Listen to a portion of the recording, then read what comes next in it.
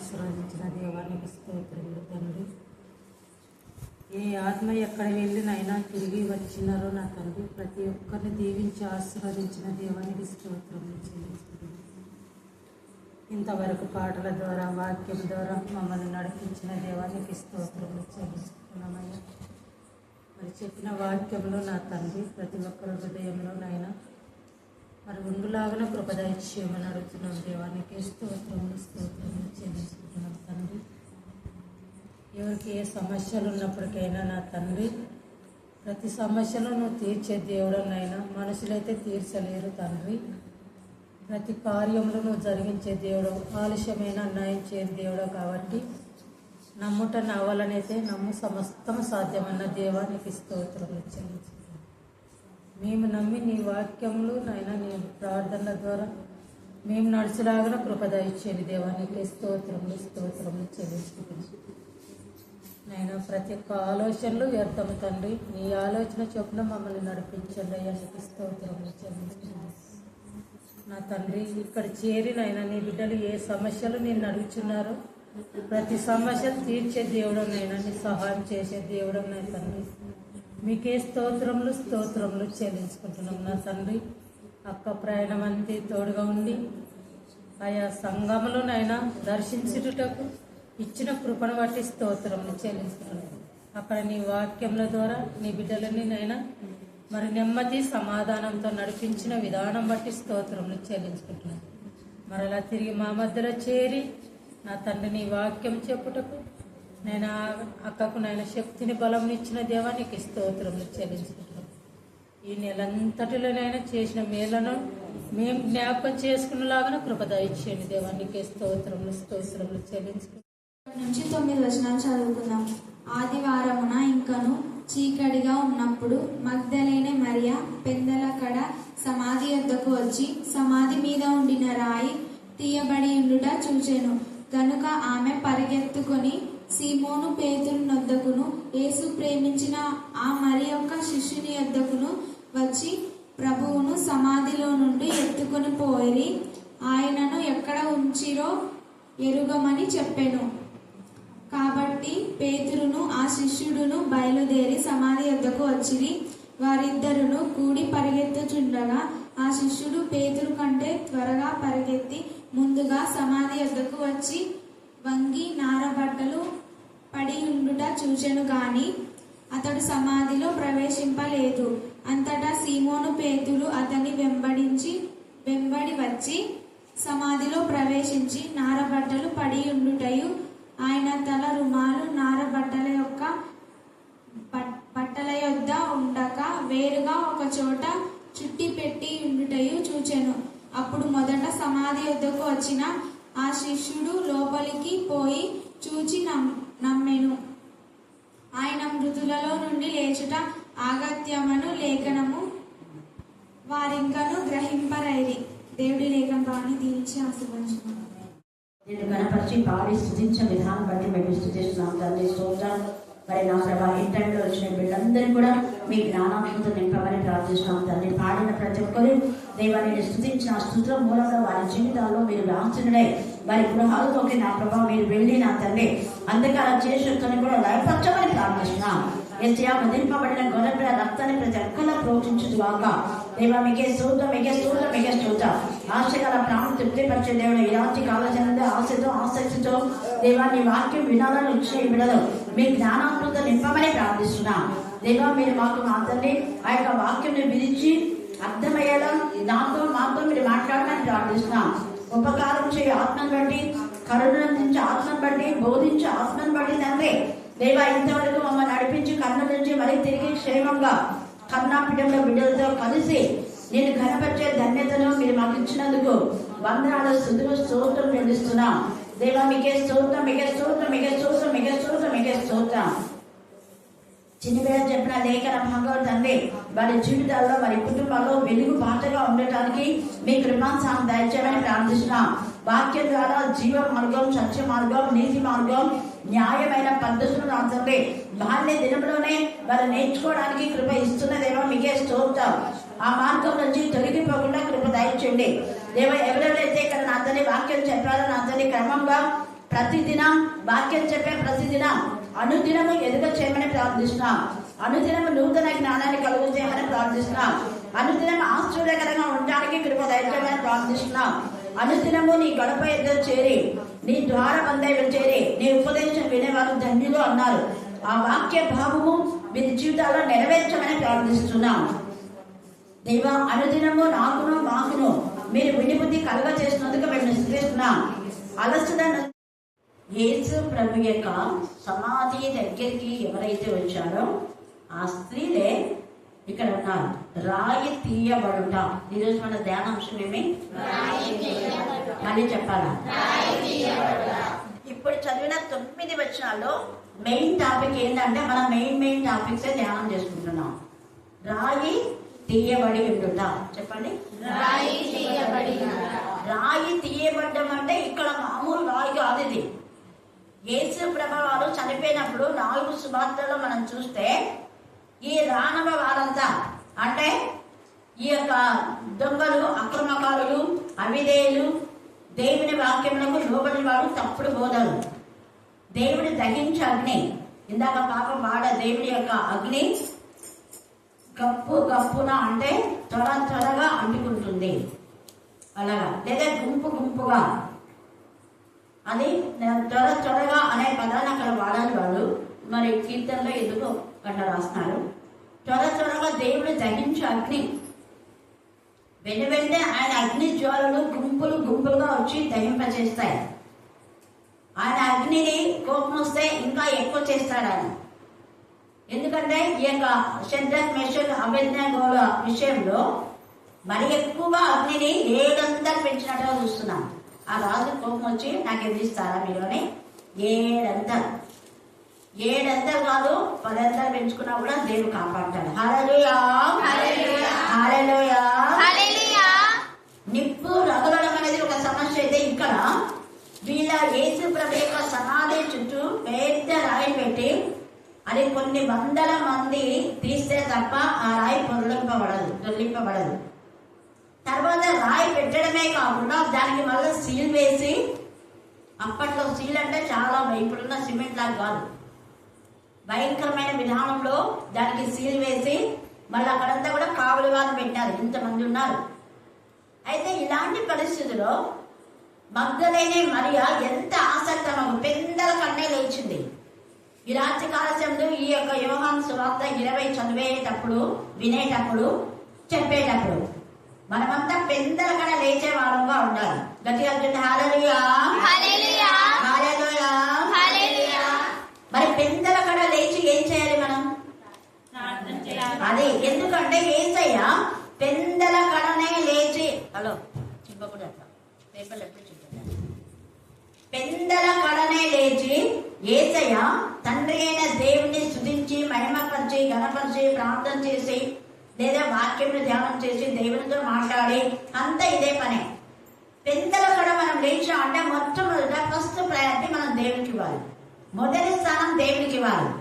వాక్యం చదవడం, ధ్యానించడం, ప్రార్థించడం, స్తుతించడం, విజ్ఞాపన, యాచన, ఇన్ని ఉంటాయి. ప్రార్థన అంటే ఒకే ప్రార్థన కాదు, కొన్ని విజ్ఞాపన చేసేవి ఉంటాయి, ప్రార్థన యాచించేవి ఉంటాయి, మొర్ర పెట్టేవి ఉంటాయి. తర్వాత దేవునికి చేసిన మేలను బట్టి ఫస్ట్ స్తుతి చేయాలి. ప్రార్థన మొదలు పెట్టంగానే తండ్రి మమ్మల్ని కాపాడు, మా ఇంటిని కాపాడు, అది కాపాడు, ఇది కాపాడు అని అవ్వాలి. ఫస్ట్ దేవుడు చేసిన మేలను స్తుతి చేయాలి. మనమంతా స్తుతి చేయాలి, చాలా మంది చేయాలి. ప్రార్థన మొదలు పెట్టామంటే ఏమేమి మేలు చేసినా వాటిని బట్టి మనం స్తుతించాలి. దావీదు రాసినటువంటి కీర్తనలలో చాలా ఎక్కువ కీర్తనలు దావీదే రాశాడు. దాదాపు 75 దాకా రాసింటాడు. అయితే అన్ని కీర్తనలో స్తుతే ఎక్కువ ఉంటుంది. అందుకే ఆయన 7 మార్లు స్తుతించాలంటే 3 మార్లు ఏం చేస్తాడు? చూసారా? ప్రార్థన తక్కువ ఉండాలి, స్తుతి ఎక్కువ ఉండాలి. నువ్వు చేసే 5 నిమిషాల ప్రార్థనలో 2 నిమిషాలు స్తుతి ఉండాలి. కనీసం 3 నిమిషాల ప్రార్థన, విజ్ఞాపన, యాచన ఇంకేమన్నా ఉండొచ్చు. అలాగనే మన వాక్యం చదివినప్పుడు నువ్వు ఎంత చదివావు అన్నది కాదు, 1, 2, 3 వచ్చినా ధ్యానం చేయాలి. ధ్యానం చేస్తే చదివిన వాక్యం యొక్క గ్రహింపు మనకు వస్తుంది. ఎప్పుడైతే గ్రహింపని వచ్చిందో ఆ రోజు మన జీవితాలు వెలుగుబాటులోకి వెళ్ళిపోతాయి. ఈమె యేసయ్య చెప్పిన మాటలు ధ్యానించింది. నేను మరలా లేస్తాను అంటే అదే మాటలు మనసులో పెట్టుకొని యేసయ్య సమాధి చేసినప్పటి నుంచి నేను 3వ రోజు లేస్తానని చెప్పే వరకు ధ్యానించుకుంటూనే ఉంది. ఆ ధ్యానం ఆయన ఏం చేసింది అంటే ఇంకా 3వ రోజు ఎప్పుడెప్పుడు అవుతుందని 12 గంటలకు అవుతుంది. కానీ అంతవరకు ఎందుకులే పెద్దల కడ లేద్దాము అనేసి పెద్దల కడ లేచిపోయింది. అంటే 4 గంటలకు లేదా 3 గంటలకు వెళ్ళవచ్చు. పెద్దల కడ అంటే 3 గంటల నుంచి స్టార్ట్, 3 గంటల నుంచి 5 గంటల వరకు పెద్దల కడ అంటారు. ఆ పెద్దల కడ ఆమె సమాధి దగ్గరికి పోయిందంటే ఎవ్వరు పోరు. బరేడు గ్రౌండ్కు ఎవరైనా లైట్లు పట్టుకొని వెళ్తూనే వెళ్తారు కదా, చీకట్లో ఎవరైనా వెళ్తారా? వెళ్ళారు. ఒకవేళ చీకట్లో వెళ్ళినా ఎక్కడైనా ఏదైనా ఆకారం కనపడితే అమ్మో దయ్యమేమో భూతమేమో అని భయపడి కేకలు వేసుకుంటే గట్టిగా వచ్చేస్తారు. ఒక స్త్రీ ఎంత ధైర్యం! అక్కడ స్త్రీలంతా కూడా సమాధి దగ్గర ఎక్కువ స్త్రీలు ఉన్నారు. ఆయనని సిలువ వేయడానికి మరి ఒక వీధుల వెంట తీసుకుపోతుంటే అక్కడ అనేక మంది స్త్రీలే ఉన్నారు. అందుకే స్త్రీలతోనే వేసే మాట్లాడినారు, అమ్మరా నా కోసం ఏడవద్దని మీకోసం మీ పిల్లల కోసం ఏడవాలి. సమాధి దగ్గర కూడా సమీపంలో స్త్రీలే ఉన్నారు, ఎక్కువ శిష్యులు కొంతమంది ఉన్నారు. అయితే మళ్ళా యేసయ్య పునరుద్ధానం అప్పుడు స్త్రీలే, పురుషులు వెళ్ళడంలా.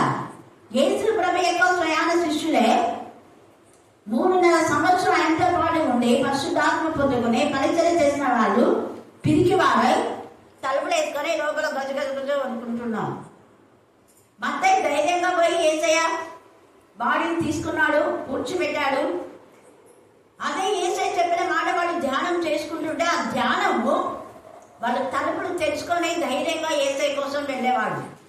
యేసయ్య పోతేనే ధ్యానం లేదు వాళ్ళు, యేసయ్య పోతేనే యేసయ్య మాట మర్చిపోయినారు వాళ్ళు. ఈ స్త్రీలు అలా కాదు, వాళ్ళు తీరికగా అంటే ధ్యానంలో తీరికగా ఉండేది. ఎప్పుడెప్పుడు పునరుద్ధానం అవుతుందా, 3వ రోజు అవుతుందా, మేము యేసయ్యని కూర్చోడాలనా అని.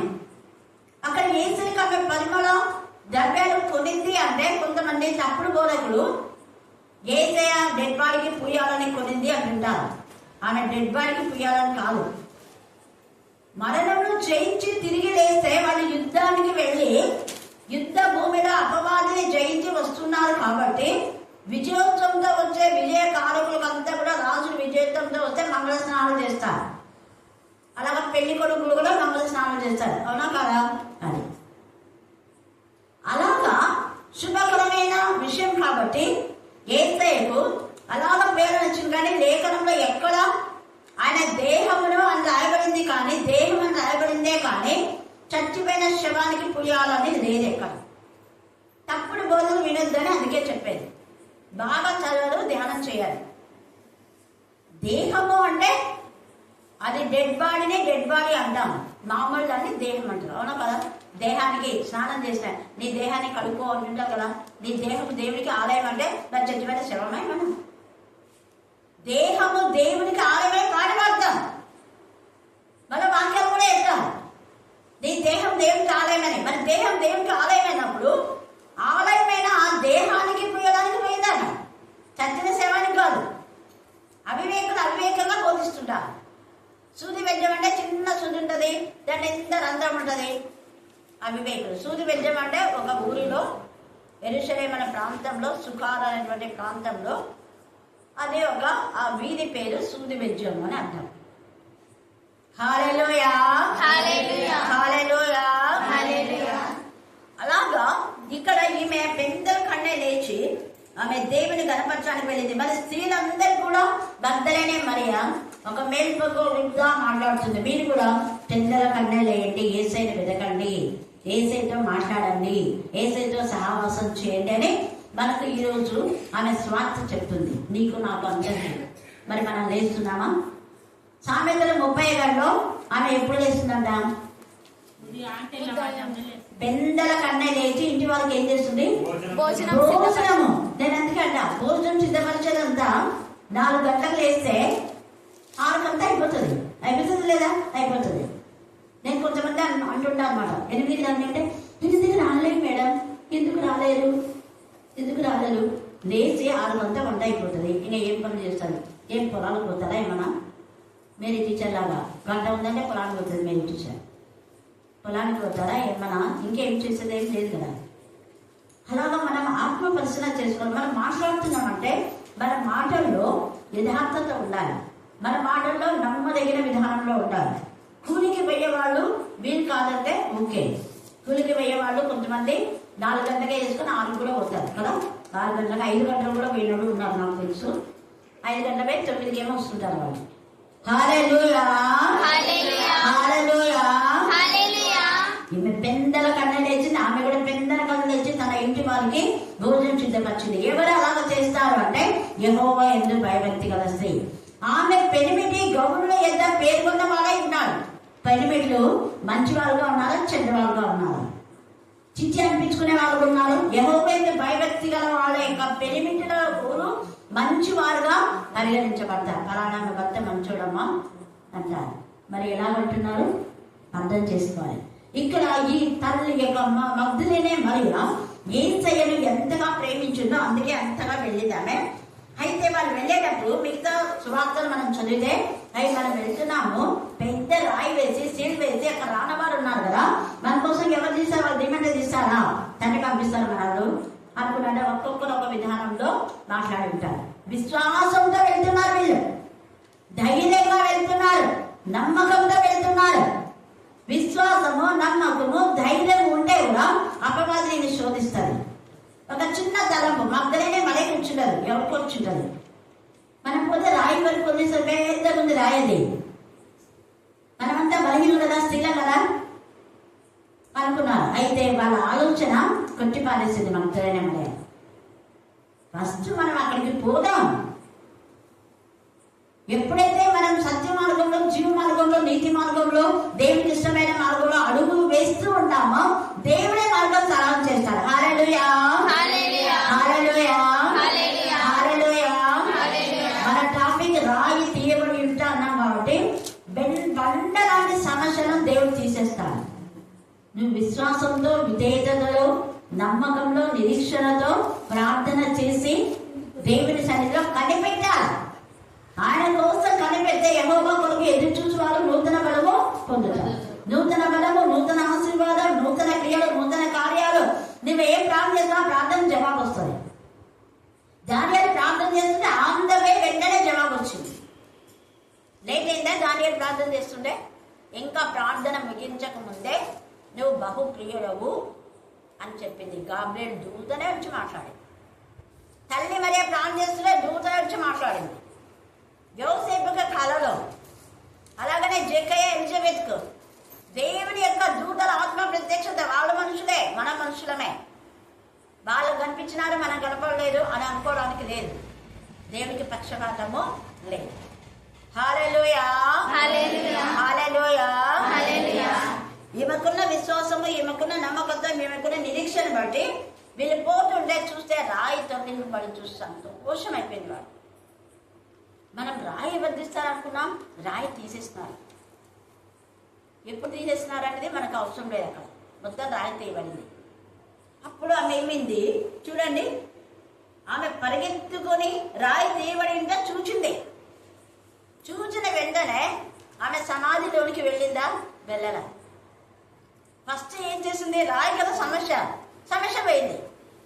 సమస్య ఎప్పుడైతే పోయిందో వెంటనే పోయిన సమస్యను బట్టి దేవుని స్తుతించాలా, సాక్ష్యం ఇవ్వాలా. నేర్చుకోండి. సాక్ష్యమే ఇవ్వం. కృతజ్ఞత గల సునీత్రి అనే ఆమె అదే కల్వర్ టెంపుల్ వాళ్ళ మిస్సెస్ ఎంత చక్కగా, కృతజ్ఞత లేకపోతే శాపం అంట. కృతజ్ఞత లేని జీవితమే భయంకరమైన శాపం అని మనం మెసేజ్ పెట్టింది. మరి మనం ఎంత కృతజ్ఞత కలిగినాం? ఎన్నిసార్లైనా దేవుడు చేసిన మేలని చెప్పాలి. ఈమె వెంటనే పరిగెత్తి మళ్ళా చూడండి సాక్ష్యం కోసం పరిగెత్తుతుంది. దేవుడు చేసిన మేడను బట్టి పరిగెత్తుతుంది.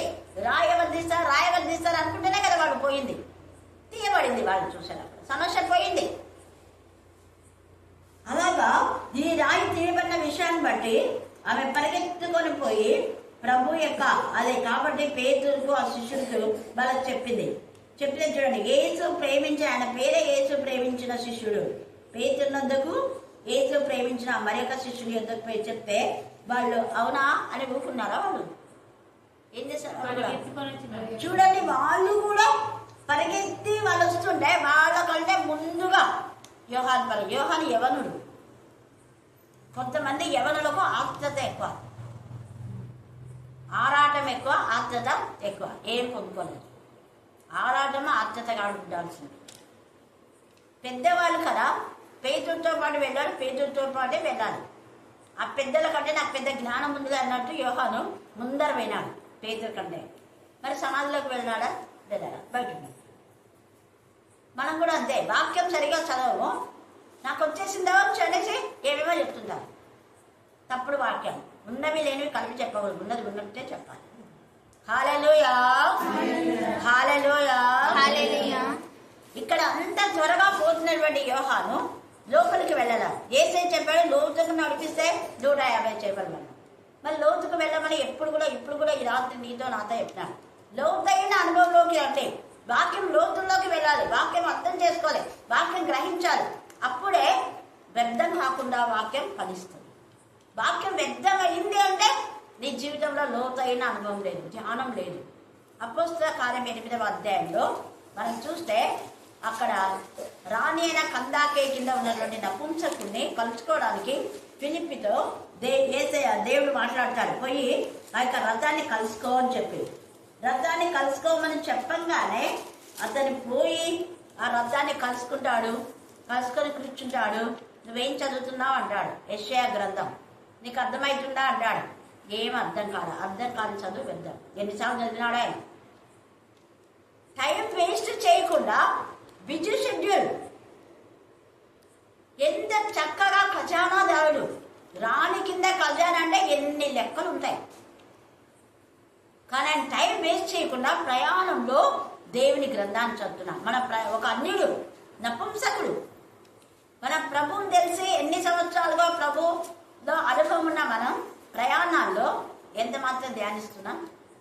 అబ్బాబా మారుతాం, ఎంత బాగా పాట పాడుతుంటాం. అది ప్రయాణాలు. పాడాలా, ప్రార్థన చేయాలా, తెలిసిన వాక్యాలు ధ్యానం చేయాలి. అంతేగాని వ్యర్థమైన మాటలు వ్యర్థమైననే కాదు. పక్కన కూర్చున్న వాళ్ళతో తెలిసి తెలియకుండా మాట్లాడాలి, మానుకోవాలి. అనవసరమైన మాటలు మాట్లాడదు. ఈరోజు కూడా నేను ఒక్కదాన్ని ఒక్కదాన్ని రాలేదు. నాతో వాడు 3 ఉన్నారు. ఎవరు అంటే అదే భాస్కర్ అన్న యశోదమ్మ తెలుసు కదా, కూరగాయల భాస్కర్. ఆమె ఉంది అరుణ అమ్మ అంటే వాళ్ళ పాప, వాళ్ళ అక్క కూతురు. ఇంకెవరో ఎక్కినారు. అయితే అన్ని దైవికంగానే మాట్లాడుకుంటూ దేవునికి స్తోత్రం. హల్లెలూయా, హల్లెలూయా, హల్లెలూయా. దేవుడు ఎంత చక్కగా మనకి ఏదో ఒక విధానంలో అవకాశాన్ని ఇస్తాడు. వెంటనే ఆమె నంబర్ ఇచ్చి నాకు మెసేజ్ సెండ్ చేయండి మేడం అని చెప్పి దాని నంబర్ ఇచ్చింది. ఇంతకుముందు కళావతి నంబర్. దేవుడు ఏదో ఒక కార్యానికి మనం పంపిస్తాడు ఆ టైంలో. అసలు నేను వెళ్ళాలన్నా వద్దా అనుకుంటే వెళ్ళాను. తొందరగా వద్దాం లేదు. చూడండి, ఇక్కడ త్వరగా వెళ్ళాడు, త్వరగా చెయ్యాలి. కానీ త్వరగా వాక్యం చదివి త్వరగా ప్రార్థన చేసి త్వరగా ముగించడం కాదు. దేవుని విషయంలో చాలా మనం నిదానించి చదవాలి. మోషే వేసినటువంటి ఇత్తడి సర్పం అంటే కంచుదది. కంచు సర్పాన్ని చేసినప్పుడు నిదానించి చూసిన వాళ్ళకే స్వస్థయింది. పైపైన చూసిన వాళ్ళకి అయిందా? లేదు. పైపైన వాక్యం చెప్తే ఏదో ఒకటిలే చెప్పమన్నారు కాబట్టి చెప్దాం అనేది కాదు. బాగా ధ్యానం చేసి చెప్తే ఆ వాక్యము దేవునికి మహిమకరంగా ఉంటుంది. చెప్పే వాళ్ళకి ఆశ్చర్యం, విన్న వాళ్ళకు తృప్తి, సంతోషం ఉంటుంది. హల్లెలూయా, హల్లెలూయా, హల్లెలూయా, హల్లెలూయా. ఇక్కడ అందుకే యోహాను అంత తొందరగా పోయినాడు కానీ ఏం ప్రయోజనం లేకపోయా నిలబడినాడు. మళ్ళీ పేతురు చూడండి, అప్పుడు సీమోను పేతురు అతని వెంబడి వచ్చి, యోహాను వెంబడి వచ్చి సమాధిలో ప్రవేశించి, పేతురుతో పాటు సమాధిలో ప్రవేశించినారు. నారబట్టలు పడి ఉండటయు ఆయన తల రుమాలు నారబట్టల యొద్ద ఉండక వేరుగా ఒక చోట చుట్టి పెట్టి ఉండటయు చూచాను. మరి చూసిన తర్వాత దాని సొల్యూషన్ ఏంటి తెలుసుకోవాలి కదా. మనం కూడా ఇంకా అర్థమైతే కానీ లేకపోతే లేదని వదిలేస్తున్నాం. తప్పుడు బోధలు చెప్తుంటే విని తప్పు చెప్తే చెప్పినాడని ఊరుకుంటాం. అలాగా ఉండడమే డేంజర్. వీళ్ళు ఏమాత్రం కూడా పట్టించుకోకుండా నిర్లిప్తంగా వెళ్ళారు ఇద్దరు పురుషులు. కొంచెం కూడా చూడండి. అయితే తల్లి అక్కడ మగ్ధులైన మరి అక్కడనే ఉంది, పోలేదన్న. ఏమి యేసయ్య ఎక్కడున్నాడు? నారబట్టలు ఉన్నాయి. అవును, నేను కూడా నారబట్టలు చూసా. కానీ యేసయ్య ఎక్కడున్నాడు? నేను యేసయ్యను కనుగొనవంతా రాది పట్టుదల. ఒక స్త్రీ ఎంత గట్టిగా పట్టుబట్టింది. ఆ చీకట్లో, ఆ సమాధి తోటలో తనతో వచ్చిన వాళ్ళందరూ వెళ్ళిపోయినారు. కానీ ఈమె ఆసక్తి, నేను ప్రభువును కనుగొనే వరకు నేను వెళ్ళాను. అది యాకోబులాగా నేను తండ్రిని ఆస్వాదించే వరకు నేను వదలను. ఆ పట్టుదల. అలాగే నేను నిన్నంటి కదా, ఆమె భర్త అక్కడికి ఎక్కడో నాగలాపురమే ఎక్కడికో తీసుకుపోయే వరకు వదలకుండా ఏడ్చి గట్టిగా కేకలేసి ఏడ్చేదంట. నేనంట మరి అట్లనే ఏడ్చి తీసుకురాకూడదు, వచ్చే వరకు వదలకూడదు. ఆ పట్టుదల ఉండే ఒక అన్ని దేవత దగ్గరికి, ఒక క్షుద్ర శక్తుల దగ్గరికి అంత ఇదిగా తీసుకుపోతే జీవం గల దేవుడి దగ్గరికి ఎంత ఏడ్చి తీసుకురా, ఎంత భారం ఉండాలి, ఎంత బాధ్యత ఉండాలి. బాధ్యత లేకుండా పోయినారు వీళ్ళంతా. పేదరు వ్యవహారం మరీ అలాగ లేదు. గట్టి పట్టుదలతో ఉంది. ఖచ్చితంగా నేను యేసయ్యను చూస్తాను. ఆ నమ్మకమే వీళ్ళందరూ వచ్చి పోవడం యేసయ్య చూస్తున్నాడు. వెంటనే ప్రేమతో యోహాన్, పేతురు బాగున్నావా అన్నాడా? అన్నే ఉన్నాడు యేసయ్య. కానీ అన్నాడా? అన్నా. వాళ్ళు పరిగెత్తేది చూసినాడు, సమాధిలోకి వెళ్ళడం చూసినాడు, అన్నీ చూసినాడు, మౌనంగా ఉన్నాడు. కారణం వాళ్ళ నిర్లక్ష్య స్వభావమే. అయితే ఈమె మరలా ఏం చేసిందంటే, మగ్ధులైన మరియ ఆమె ఊరుకోలేదు. ఆమె ఏం చేస్తుంది? సమాధి బయట నిలిచి చూడండి ఏడుస్తుంది. వీళ్ళకి ఏడిపే లేదు, బాధనే లేదు. రొమ్మున ఆనుకున్నటువంటి యోహానన్నా ఏడ్చారు కదా, అయ్యో నా ప్రభు ఎవరు తీసుకుపోయినారు ఏమని ఏడ్చుచున్నా. అక్కడ చూడండి ఎంత ఇదిగా సమాధి బయట ఉండి ఆమె ఏడుస్తూ ఉంటే, ఆమె ఏడుపుకు తెల్లని వస్త్రం ధరించిన ఇద్దరు దేవదూతలు యేసు దేవుడు ఉంచబడిన స్థలంలో తల వైపున ఒకరిని, కాళ్ళ వైపున ఒకరిని కూర్చుండడం కనబడేదు. దూతలు కనుగొన్నారు ఆమెకు. హల్లెలూయా, హల్లెలూయా, హల్లెలూయా, హల్లెలూయా. వాళ్ళతో పాటు ఆమె కూడా ఇంటికి వెళ్ళుంటే దూతలు కనపడేవారా? వాళ్ళకు దూతలు కనపడలే. వాళ్ళు కూడా లోపలికి పోయినారు కదా, కానీ వాళ్ళకు కనపడినారా? కనపడలే. ఎందుకు? వాళ్ళ అల్ప విశ్వాసం, అవిశ్వాసం, భయం, అలజడి, నిర్లక్ష్యానికి ఏం పొందుకోలేదు.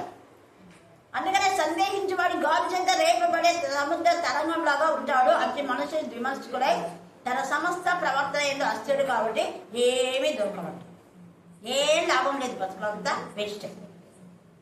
ఇక్కడ ఈమెతే విశ్వాసంతో ఉంది కాబట్టి ఆమె నమ్మకం, ఆమె విశ్వాసం, ఆమె ధైర్యము, ఆమె పట్టుదల, ఆమె తెగింపు, నన్ను ఎవరు ఏం చేసుకున్నా పర్వాలేదు అనుకుంది. అందుకనే దేవదూతలు కనపడినారు. దేవునికి స్తోత్రం. హల్లెలూయా, హల్లెలూయా. దేవదూతలు ఆమె కనపడి ఏమంటున్నారు? అమ్మా ఎందుకు ఏడ్చుచున్నావని. ఆమె దేవదూతలు కూడా ఆమెను అమ్మా అన్నారు. అమ్మా ఎందుకు ఏడ్చుచున్నావని ఆమెను అడుగా ఆమె ఏమంటుంది చూడండి. నా ప్రభువు, ఊగే ప్రభుని అనలా, లేకపోతే ఊగే యేసు అనలా, నా ప్రభువుడు. అది నా ప్రభువు, అది నా తండ్రి, లేకపోతే నా ఆదరణకర్త, నా స్నేహితుడుగా, నా మంచి స్నేహితుడు, నా మంచి డాక్టర్, నా మంచి కౌన్సిలర్, కంఫర్టర్, నన్ను ఆదరించిన వాడు ఆయననే నాకు ప్రభువు. అందుకే నా ప్రభువును ఎవరో ఎత్తుకొని పోయి ఆయనని ఎక్కడ ఉంచినో నాకు తెలియలేదని చెప్పాను. ఈమె ఈ మాట అవిశ్వాసంతో అల్పవిశ్వాసంతో చెప్పలేదు. ఖచ్చితంగా ఆయన 3 రోజులు లేస్తాడు. కానీ ఆయన లేస్తాడని ముందరనే ఎవరో ఎత్తుకొని పోయినారన్న మాటతో ఈమె మాట్లాడుతుంది. కొంతమంది ఇది బేస్ చేసుకొని ఆమెకి ఇంకా నమ్మకలేదని చెప్తున్నారు. తప్పుడు ఆమె చెప్పడానికి కారణం ఉంది.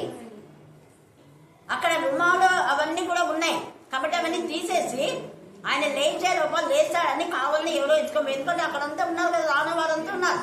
వాళ్ళే పని చేసిన రాయి తీయబడింది, వాళ్ళే రాయి తీసినారు. ఏమే ఉద్దేశం? రాయి దేవుడు తీసినాడు అన్నది మీకు తెలీదు, తీయబడింది మొత్తం తెలుసు, సీల్ వేసింది తెలుసు. వాళ్ళందరూ కూడా అక్కడ లేరంతా. వాళ్ళంతా ఈమె పోయే లోపల యేసయ్య లేచేసరికి పెద్ద భయంకరమైన అక్కడ సిచ్యువేషన్ జరిగింది. రాయి తరలింపబడింది. ఎక్కడ వాళ్ళందరూ ఎక్కడంటే అక్కడ మూర్చపోయి పరుగున పోయి చెప్పేసినారు వాళ్ళు. రాయి తరలింపబడింది, మేమంతా పోయినా మూర్చపోయి పడినాము అని చెప్పి వాళ్ళకంతా అప్పుడే 12 గంటలకే లేచినాడు యేసయ్య. 12 గంటలకే లేస్తే వాళ్ళు కొంతసేపు ఉండి ఎవరో ఒకరు మెలుకుతూ ఉన్నప్పుడు చెప్పినారు. అందరు అక్కడ నుంచి ఎవరు లేరు, ఇంకా రాను వాళ్ళు లేరు. ఎవరు ఉంటే వాళ్ళని అడుగుతుంది కదా, లేదు. రాని వాళ్ళే ఎత్తుకొని పోయినారన్న ఉద్దేశంతో మాట్లాడుతుంది. యేసయ్య అప్పుడే అన్నారు వాళ్ళు సమాధి మీద అంతా చెయ్యండి, వాళ్ళు ఎత్తుకపోతారు అని. శిష్యులు వచ్చి ఎత్తుకపోకపోతే శిష్యులు ఎవరు ఎత్తుకపోరా, ఎత్తుకపోయినారేమో శిష్యులకు చెప్పింది. అవునా అని వాళ్ళు వచ్చినారు. శిష్యులు ఎవరు ఎత్తుకోకపోతే ఇంకా ఎవరికి ఉంది, దుష్టులకే. అంతే కదా, వాళ్ళ శత్రువులే ఎత్తుకపోయింటారు అని చెప్పేసి ఆమె ఎవరో ఎత్తుకపోయినారు నాకు చెప్పండి, నేను తెచ్చుకుంటాను. నేను బాగా అడుగుతుంది, మీకు చూద్దాం కదా, దూతలాగా ఉన్నారు వాళ్ళు, మీకు తెలిసిందే కదా అన్నట్టుగా ఏం చూస్తున్నా అంటే ప్రభుని ఎవరో ఎత్తుకొని పోయి ఆయన ఎక్కడ ఉంచినో నాకు తెలియలేదని చెప్పాను. ఆమె ఈ మాట చెప్పి ఇది చాలా ఇంపార్టెంట్ చూడండి, వెనుక తట్టు తిరిగి ఏం చేసింది ఆమె?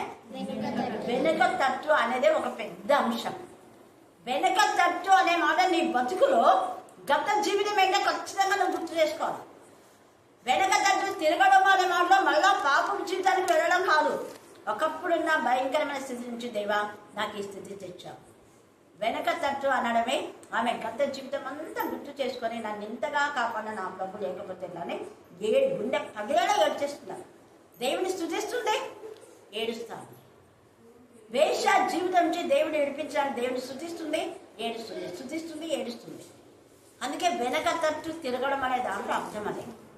నీ గత జీవితంలో నీ బతికేంటో గొర్రెల కాక రాజు అయినా కూడా నేను గొర్రెల దుడ్డిలో ఉంటే దేవుడు నన్ను పిలిచినాడని అన్నాడు ఒక రాజు. మరి మనం అంటున్నామా మన బతుకు ఒకప్పుడు ఒక లాగుండే ఇప్పుడు ఇలాగ ఉంది అని మనం చెప్తున్నామా? నేను ఎందుకు పదే చెప్తాను, నేను చిన్నప్పటి నుంచి నాకు జరిగిన విషయాలన్నీ మీతో షేర్ చేసుకుంటాను. అవునా కదా? హల్లెలూయా. అలా గుర్తు చేసుకున్నా కాబట్టి దేవుడు ఇంతగా నన్ను ఆశీర్వదిస్తున్నాడు. దాన్నే కృతజ్ఞత అంటారు. ఈమె వెనక తట్టు తిరిగింది. వెనక తట్టు తిరగడం అంటే మళ్ళా పాపం జీవితానికి వెళ్ళడం కాదు. వెనక తట్టు తిరగడము అంటే మళ్ళా మరి ఏదైతే వదిలేసినామో ఆ మూఢనమ్మకాలు, ఆచారం, కట్టుబాట్లు, చెడు ఆలోచన, చెడు తలంపులు, చెడు క్రియలు వాటి వైపు చూడడం కాదు. మేము యేసయ్య నా బ్రతుకుని ఎంతగా తీర్చారని తన వెనకటి జీవితానంతా కూడా గుర్తు చేసుకుంది. వెనక తట్టు తిరిగి అప్పుడు ఎప్పుడైతే ఆమె అలా చేసిందో చూడండి, వెనకటి జీవితాన్ని గుర్తు చేసుకొని పశ్చాత్తాపడి స్తుతిస్తే వెంటనే యేసయ్యని కనపడతాడు. ఇక్కడ వెనక తట్టు తిరిగే వరకు యేసయ్య కనపడాల. వెనక తట్టు తిరిగి యేసు నిలిచిండుట చూచాను, కానీ ఆయన యేసు అని ఆమె ఏం చేయలేదంట. ఎందుకు? పరిశుద్ధ ఆత్మతో ఉన్నాను కాబట్టి. పునరుద్ధాన శరీరం మహిమ దేహంతో ఉన్నాడు కాబట్టి ఆమెకి ఇంకా ఆత్మ నేత్రం తెరబడాలి. అందుకే యేసుని గుర్తుపట్ల. తర్వాత ఏమన్నాడు చూడండి, యేసు అమ్మ ఎందుకు ఏడ్చుచున్నావు, ఎవరిని వెతుకుచున్నావు? ఎంత ప్రేమ చూడండి. యేసుకి అంతా తెలిసి కూడా అడుగుతున్నాడు ఆమె నోటి నుంచి ఏమొస్తుందో అని. అప్పుడు చూడండి ఆమె అడుగగా ఆమె ఆయన తోటమాలి అనుకుని, అయ్యా నీవు ఆయనని మోసుకొని పోయిన ఎడలా ఆయనని ఎక్కడ ఉంచుతో నాతో చెప్పుము, నేను ఆయనని ఎత్తుకొని. ఎంత ధైర్యం! ఎత్తుకొని పోతా. సజీవంతో ఉన్న ఒక మగ పురుషుని లేడీస్ ఎత్తుకోవాలంటే ఎంత కష్టం కదా. మరి ఈమె యేసుని ఎత్తుకుంటా ఉంటుంది. ఎంత ధైర్యం చూడండి, ఎంత ప్రేమ. ఎక్కడైనా ఉంటే పెట్టండి, నేను ఎత్తుకొని పోతా. అందుకని అంటుంది ఎత్తుకొని పోదునని చెప్పాను. యేసు ఆమెను చూచి మరియా అని పిలిచాను.